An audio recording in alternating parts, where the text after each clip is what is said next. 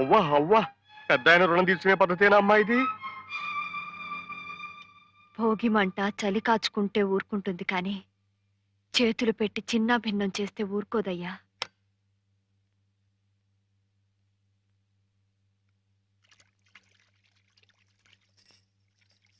శంకరం మీతో ఏం మాట్లాడలేదా?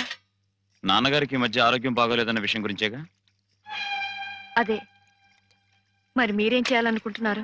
చేసేదేముంది, వాళ్ళిద్దరితో పాటే మనమును. మన వీళ్ళని బట్టి మనం కూడా కొంత తీసుకోవాలి. ఆయన కేవలం మీ ముగ్గురిచ్చే చందాల గురించే బాధపడుతున్నారనా? ఇవి చందాలని ఎవరన్నారు? మాకు తోచింది మేము ఇవ్వగలిగింది ఇస్తామే గానీ బ్యాంకులు దోచి గుమ్మరించలేంగా. మీరు ఆయన దగ్గర పెరిగారు, ఆయన మనసు మంచితనం చవి చూశారు. సంగీతం కోసం తన ఆస్తి కరిగిపోయినా వీసమెత్తైనా చెలించని మనిషికి ఈనాడు మీ చందా డబ్బు చేరలేదని గుండెపోటు వచ్చిందంటారా? మాట్లాడితే చందాలు చందాలు అంటారేమిటి? ఆయనకు అలా అనిపించకపోయినా నువ్వే పెడర్థాలు కల్పించి ఆయన మనసు పాడు చేసేట్టున్నావు. అసలు డబ్బు గురించి కాకపోతే మరెందుకు ఆయన దిగులు? మేమే తిట్టామా తిమ్మామా? ఇక్కడికి వస్తానంటే వద్దున్నావా, ఉంటానంటే కాదన్నావా? నిజమే, ముగ్గురు దగ్గర 4 నెలల చొప్పున గడుపుతూ వచ్చిన ఆయనకి సంవత్సరం గడిచిపోతుంది. పోన్లేండి, ఆయన అక్కడ ఒంటరిగా ఎలాంటి మనశ్శాంతిని కోరుకుంటున్నారు? ఇంతకీ మీ వాటా ఎంత ఇవ్వాలనుకుంటున్నారు? ఏదో ఇస్తాను, కాకపోతే చస్తాను. ప్రతిదీ నీకు చెప్పాడవలా? కష్టాలు వచ్చినప్పుడు పాలు పంచుకుని పరిష్కారం వెతకడం లేదు. ఇంటికి రాకపోతే రాలేదు నడుపు, వస్తే వచ్చిన దగ్గర నుంచి మనిషిని కుళ్ళబొడిచి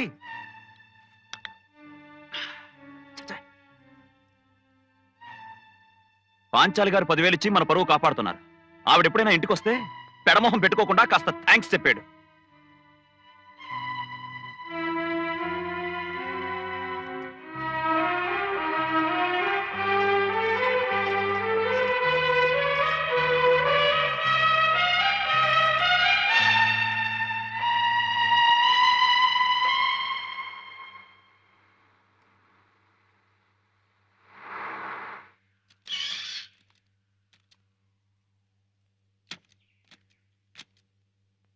అక్కడ తిరుగుతుంది నాన్నగారేనా? ఆయనే.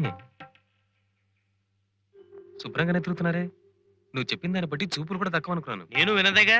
ఎరా, పరిస్థితి చూస్తుంటే వెంకయ్య చెప్పినంత బ్యాడ్గా లేదు. ఏం బ్యాడో గుడ్డో ముందు మన దుంప తెగింది. రండి బాబు రండి. బాగున్నారా బాబు? నీ ఒంట్లో బాగుంటుందా తాత? బాగానుందమ్మా, నువ్వెలా ఉన్నావు? నాన్నగారికి ఏదో హార్ట్ అటాక్ అన్నారే, చూస్తే బాగానే ఉన్నట్టున్నారు. సంగీత భారతి కట్టడం లేట్ అయితే మళ్ళీ సెకండ్ స్ట్రోక్ ఏంటి వచ్చేస్తుంది. బాబు? ఏం లేదు తాత. ఏం నాన్నగారు, మీ ఒంట్లో ఇప్పుడు కులాసగా ఉంటుందా? పర్వాలేదు. మీ గుండెపోటు వచ్చినట్టు వెంకయ్య వచ్చి చెప్పేదాకా మాకు తెలియలేదు. మేమంతా కంగారు పడిపోయాం కూడా. ఎరానే మావయ్య, మందులు తీసుకుంటున్నారా? తీసుకుంటున్నానమ్మా. నువ్వు కులాసగా ఉంటున్నావమ్మా. లలిత, సీత. ఏ అత్తయ్య, బాగున్నారా? బాగున్నానమ్మా. ఏమండి సీత, లోపల తీసుకెళ్ళి. రండరా, లోపలికి రండి.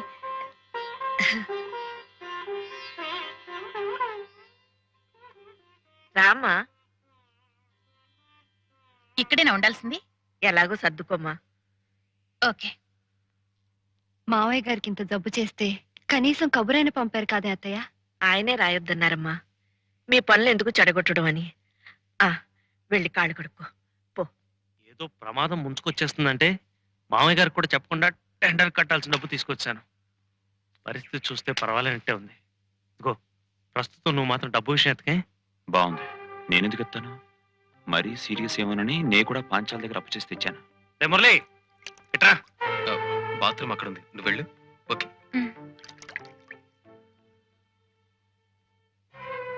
వీలైనప్పుడు ఎప్పుడో కొంత అమౌంట్ పంపిద్దాం కానీ ఇప్పుడు మాత్రం డబ్బు విషయం నువ్వు మాట్లాడుకో. నేనెందుకు మాట్లాడతానరా?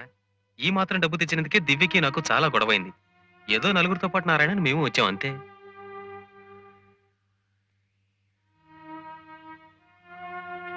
ఏమండి, చావు నుంచి పునర్జన్మెత్తిన తండ్రిని చూడటానికి వచ్చిన కొడుకులు ఇవేనా మాట్లాడుకోవాల్సిన మాటలు? ఇప్పుడు ఏమైందని? ఏం తప్పు మాట్లాడామని? ఎంతసేపు డబ్బు గురించే మీ మాటలు ఆలోచనలు తప్పించి ఆయన్ని తీసుకొచ్చి దగ్గరుంచుకోవాలనో మంచి వైద్యం ఇప్పించాలనో ఒక్కళ్ళైనా ఆలోచించారా? ఆయనే మొండితనంతో ఇక్కడ కూర్చున్నాడు కానీ మా దగ్గర తలో రెండల్లో ఉండొచ్చని మేము ఎప్పుడో చెప్పాం కదా. ఆయన వస్తే కాదన్నావా? మిమ్మల్ని ఆయన కష్టపడి పెంచింది ఇలా పంచుకుంటారని కాదు. నువ్వే నాకు నీతులు చెప్పక్కర్లేదు. మనం తెచ్చిన డబ్బు సంగతి కూడా నువ్వే వాళ్ళ దగ్గర ఎత్తక్కర్లేదు. అంటే ఆ డబ్బు తీసుకెళ్లిపోవటానికే నిర్ణయించుకున్నారా? ఇప్పుడు డబ్బు తీసుకెళ్లి ఆయన గారి చేతుల్లో పెడితే ఓపిగ్గా ఉన్నాడు కాబట్టి పని ప్రారంభించి ఇంకతే అంటే ఎక్కడి నుంచి తెచ్చేది, ఎలా చచ్చేది? అంటే ఆయన కన్ను మూసేలా ఉంటే కళ్ళ ముందు ఈ డబ్బు ఇలా కదిలించిపోవాలని తెచ్చారా? ఇక్కడికి రాగానే నీకు మాటలు పెరిగిపోతున్నాయే. నోరు మూసుకుని పడుండు. ఇంతకాలం నోరు మూసుకునే పడున్నాను. మీరు తాగి తందనాలాడినా నేను నోరెత్తలేదు. మీరెవరితో తిరుగుతున్నా నేను అడ్డుపడ్డానా?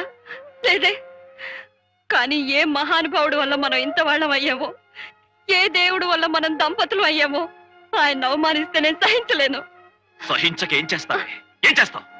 పెళ్ళాన్ని హింసించేవాడినైనా క్షమించగలను గాని తల్లి తండ్రిని దూషించేవాడిని నేను భరించలేను. ఏమిటి బాబు ఇది? ఇలాంటి సమయంలో చేసుకుంటావా? నా ఇష్టం వచ్చినట్టు కొడతాను. నువ్వెవరు అడగడానికి? నారాయణ, ఆ పిల్లకు తల్లి తండ్రి దైవం అన్నిన్రా. రంగయ్య, వాళ్ళ ముగ్గురిని బయటికంటే. ఏమండి, ఆవేశపడకండి. పాపం వాళ్ళు ఎంతో దూరం నుంచి మనల్ని చూడాలని వచ్చారు. మనల్ని చూడడానికి వచ్చిన వాళ్ళైతే పెద్దల ఏడల బాధ్యత గుర్తు చేసిన ఆ పిల్ల మీద చేసుకుంటాడా? మా బాధ్యతలు మేము ఏం నిర్వర్తించలేదని ఇప్పుడు ఆవిడ కొత్తగా చెప్పాల్సి వచ్చింది. మీకు జబ్బు చేసినట్టే మేము బాధపడ్డాం కూడా. సంగీత భారతి చూడకుండా ఎక్కడ చచ్చిపోతాడో అన్న భయంతో కనీసం ప్రారంభమైనా చేయొచ్చని అప్పు చేసి డబ్బు తీసుకొచ్చాం. ఇంత బాధ్యతలు బరువులు మేము మోస్తుంటే మమ్మల్ని ఆ పనివాడి చేతి కట్టిస్తారా? ప్రేమతో భక్తితో చేయాల్సిన పని అది ఒక బాధ్యత బరువు అని మీరు ఎప్పుడనుకున్నారు? అప్పుడే మీ సంస్కారం ఏమిటో తెలిసిపోయింది. ఏ సంగీతాన్ని నా ప్రాణమని నమ్మాను, ఏ సంగీతానికి ఇక్కడ ప్రాణప్రతిష్ఠ జరగాలని ఆశించాను, అది మీలాంటి వాళ్ళ వల్ల జరిగితే అది నా సమాధి అవుతుందే గాని సంగీతానికి దేవాలయం కాలేదు. సంగీత భారతి అంటే కర్రబలలు కట్టడాలు అని నేను ఏనాడు అనుకోలేదు. అలా అనుకుంటే ఆ పని నేను ఏనాడు చేసి ఉండేవాడిని. నేను ఎదురు చూసింది డబ్బు పుచ్చుకుని బోధించే అధ్యాపకుల్ని కాదు. మీరు ఆ నాదబ్రహ్మల పవిత్ర ఆశయాన్ని మనసా వాచా నమ్మి దైవదత్తమైన ఆ కళను పూజించే కళారాధకులవుతారనుకున్నాను. అదే నా పొరపాటు. సంగీతానికి తిలోదకాలిచ్చి సారా వ్యాపారమే సర్వస్వమని నమ్ముకున్న ఒకడు, లక్ష్మీదేవి లాంటి భార్య ఉండగా మరో ఆడదాని ఆశ్రయంలో బతుకుతున్న ఒకడు, మన సంస్కారాన్ని సాంప్రదాయాన్ని మర్చిపోయి ఎండమావుల వెంట పరిగెత్తే ఒకడు. మీ ముగ్గురికి ఆ డబ్బు ఒక్కటే ఆత్మబంధం. సంగీతం మీద నమ్మకం చచ్చిపోయి బతుకుతున్న మీకు మేము చచ్చిన వాళ్ళమే. మీ దారిని మీరు బతకండి, వెళ్ళండి. వయసు అయిపోయిన ఆయనకి ఎంత అభిమానం ఉంటే వయసులో ఉన్న మనకెంత అభిమానం ఉండాలి? పదరా.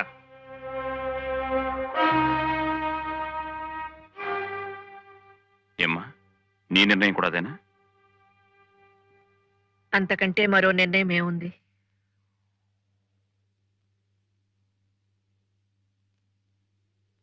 ఇంకా ఇక్కడ నిలబడ్డావేంటి? పద. ఎక్కడికి?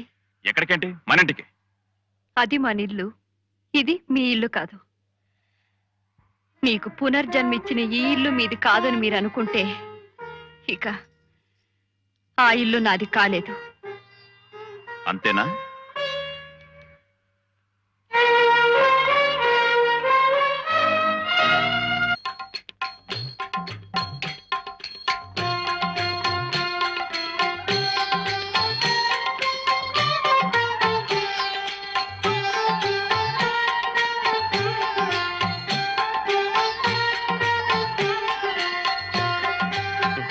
పట్టుకో.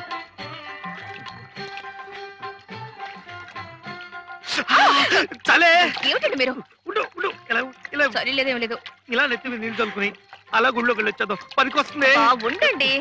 ఉండు. చూడండి, భోజనానికి వెళ్ళి 2 మెతుకు నోట్లో వేసుకొని చేతులు కడుక్కోవడం కాదు. కడుపు నిండాలన్నా కడుపు పండాలన్నా కాస్త నిష్టగా ఉండాలండి. అవును బాబు, చెంబుతో పోసుకోండి. చంపుతా. హనుమాన్లా చంపిలావు. మీరు ఉండండి. ఉండు. కూర్చోండి ముందు. వద్దు. కూర్చోండి. వద్దు. అమ్మో. అమ్మో. మీరు ముందు పోసుకోండి. ఏమిటండి?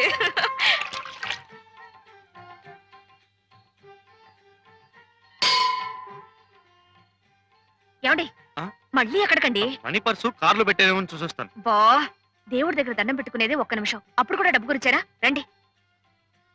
డబ్బు గురించేనా అంటే ఇలాంటి దూర ప్రాంతాలకు వచ్చినప్పుడే ఆ డబ్బుల గురించి జాగ్రత్తగా ఉండాలి. అది కాస్త ఎవడన్నా నైవేద్యం పెట్టేశాడంటే ప్రతి చోట 5 రూపాయలేనా? వెయ్యి వెయ్యి వెయ్యి. నైవేద్యం పెట్టేశాడంటే కట్టుబట్టలు, గాజులు, రిస్ట్ వాచ్లు తాకట్టు పెట్టాల్సిందే. ఆ తర్వాత మనకి బనియన్లు, అండర్వేర్లు, కళ్ళజోడ్లే గతి. తాకట్టు పెట్టుకుంటే పెట్టుకుంటాం, మన తర్వాత తినడానికి పెళ్ళా పాప? అసలు ఇక్కడే ఏ ఆశ్రమంలోనే చేరిపోతే హాయిగా ఉంటుంది. ఆ కోరికే ఉంటే ఈ హరిద్వారాలు, సింహద్వారాలు, చల్లు స్నానాలు, దర్శనాలు ఎందుకు ఇంత డబ్బు ఖర్చు? అటు కాదు ఇటు. ఈ పుణ్యక్షేత్రాలు ఎందుకంటే ఇంకా ఆశ తెరక 8 సంవత్సరాలు ఎదురు చూసిన దాన్ని చిల్లర హే? ఆ ప్రకిహే 8 సంవత్సరాలు ఎదురు చూసిన దాన్ని ఇంకొక సంవత్సరం చూద్దామని దుగ్ధ. ఇహ అప్పటికే లాభం లేకపోతే ఈ గంగలో మునిగి ఆ కాశీలో తేల్తాను. రండి. ఎప్పుడు డబ్బు డబ్బు.